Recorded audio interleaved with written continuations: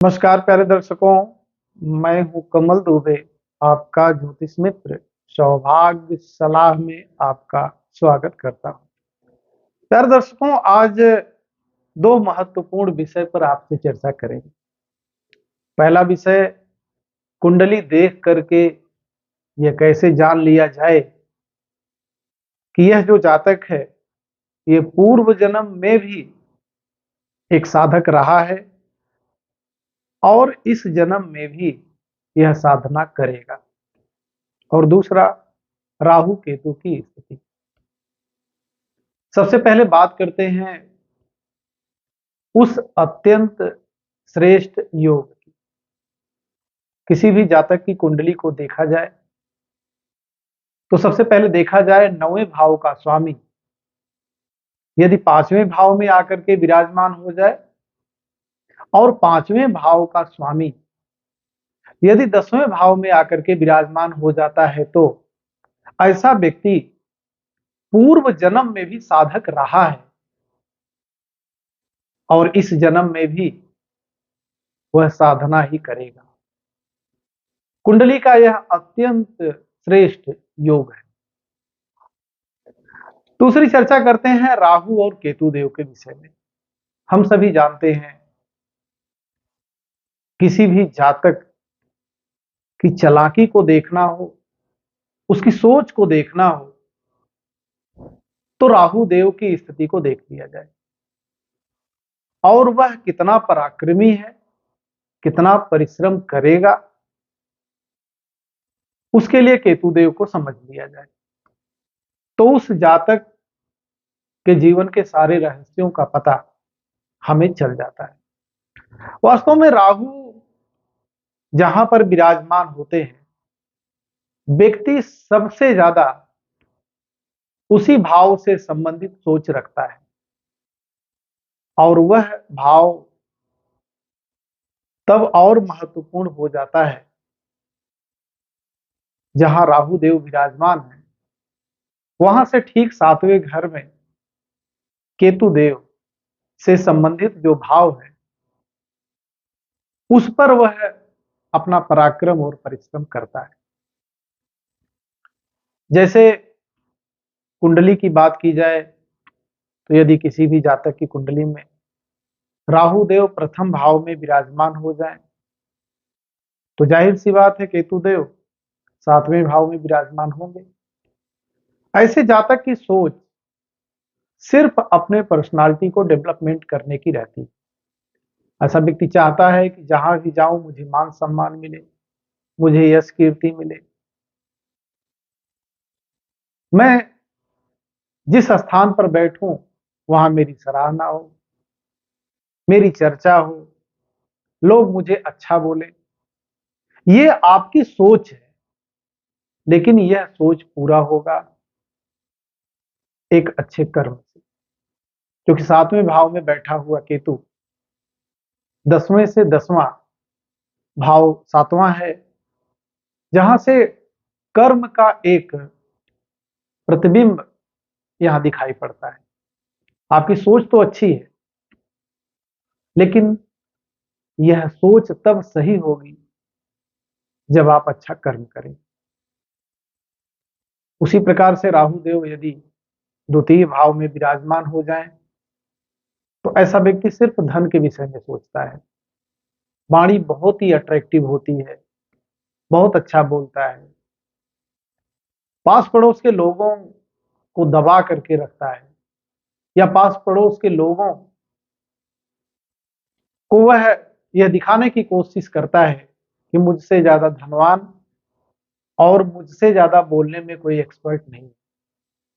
सोच बहुत अच्छी है, लेकिन ठीक 8वें भाव में बैठा हुआ केतु आपकी सोच को तब सार्थक करेगा जब आप रिसर्चर होंगे।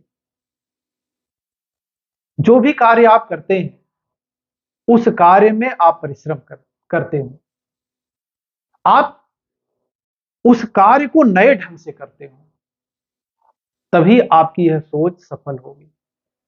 क्योंकि 8वें भाव से हम लोग आयु मृत्यु के साथ उस व्यक्ति के रिसर्च को भी देखते हैं।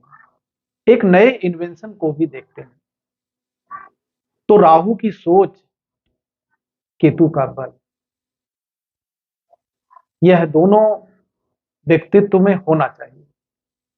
सिर्फ आपकी सोच अच्छी हो और आप में परिश्रम न हो तो वह सोच बेकार है। उसी प्रकार से राहु देव यदि तीसरे भाव में विराजमान होते हैं तो केतु देव नवें भाव में विराजमान होंगे। आप परिश्रमी हैं, आप परिश्रम को ही सब कुछ समझते हैं, आप पराक्रम करना भी जानते हैं और पराक्रम करते भी हैं। लेकिन यह पराक्रम तभी सफल होगा जब आपका भाग्य उदित होगा। यह कैसे होगा? जिस भी भगवान, जिस भी इष्ट को आप मानते हैं, मन लगा करके आप उनकी पूजा करें। आपका भाग्य उदित होगा, आपका कर्म आपके सामने आएगा, वह समाज में सराहा जाएगा और आप बहुत तेजी से विकास करेंगे। उसी प्रकार से राहु देव यदि चौथे भाव में विराजमान हो जाएं तो केतु देव 10वें भाव में विराजमान होंगे। आपकी सोच है बहुत सारे गाड़ी, बहुत सारे बंगला बनाने की, सुख प्राप्त करने की, लेकिन कैसे?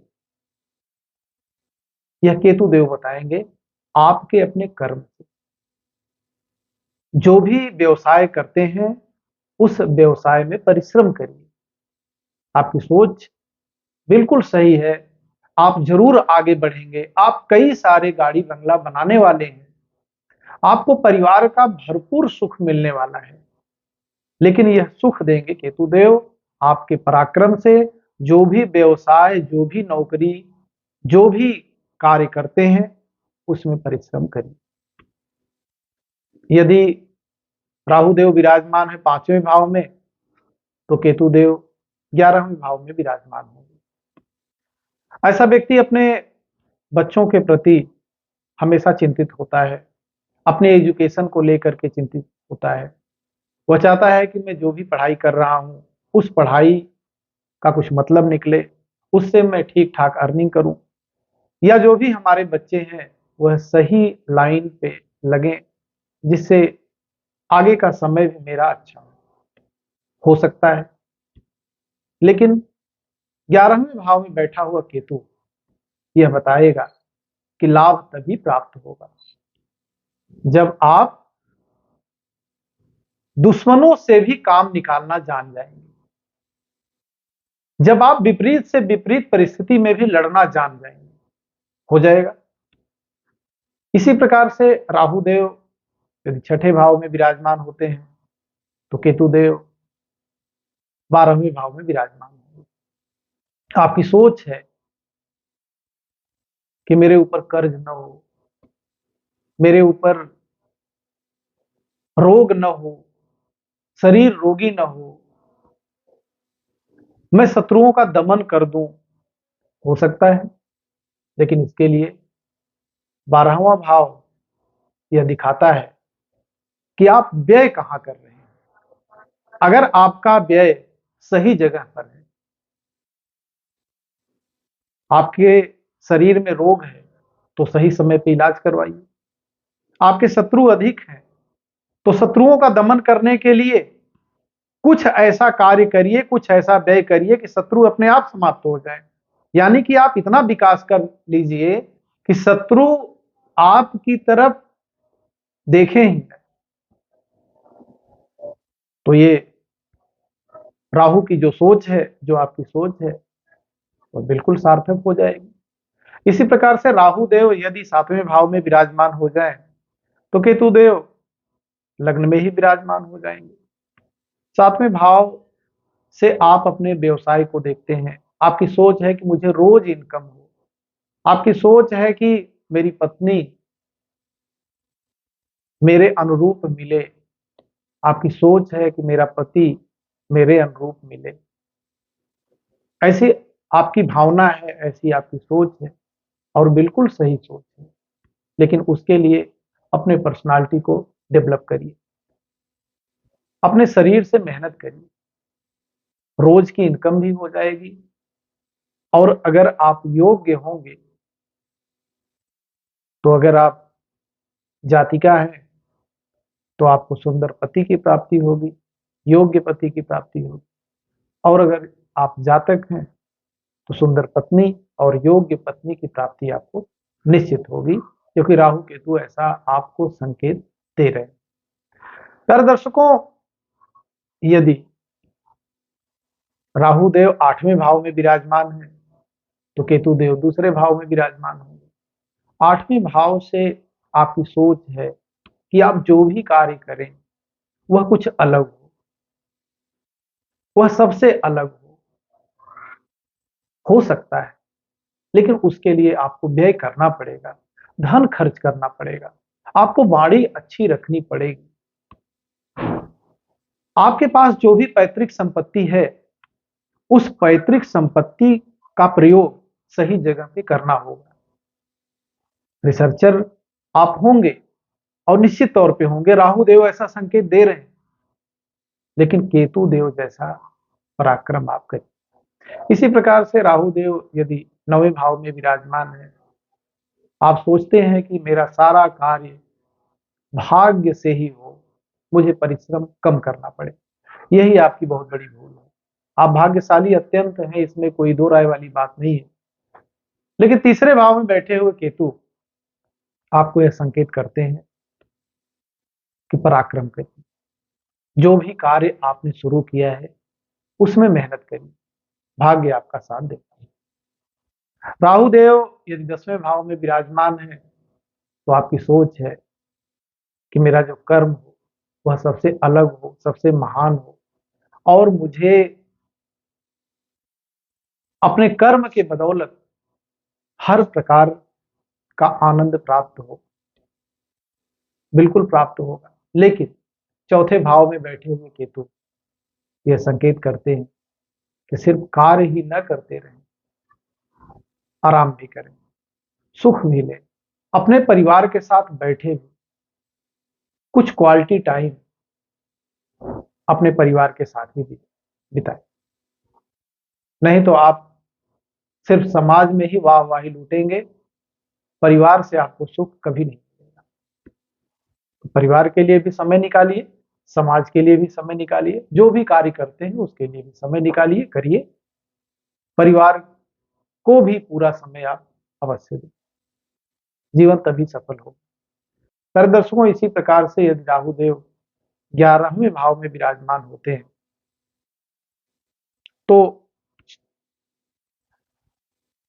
केतु देव 5वें भाव में विराजमान होंगे। आप चाहते हैं कि हर प्रकार का लाभ आपको प्राप्त हो, जो भी कार्य करें उसमें हर प्रकार से आप लाभ प्राप्त करें।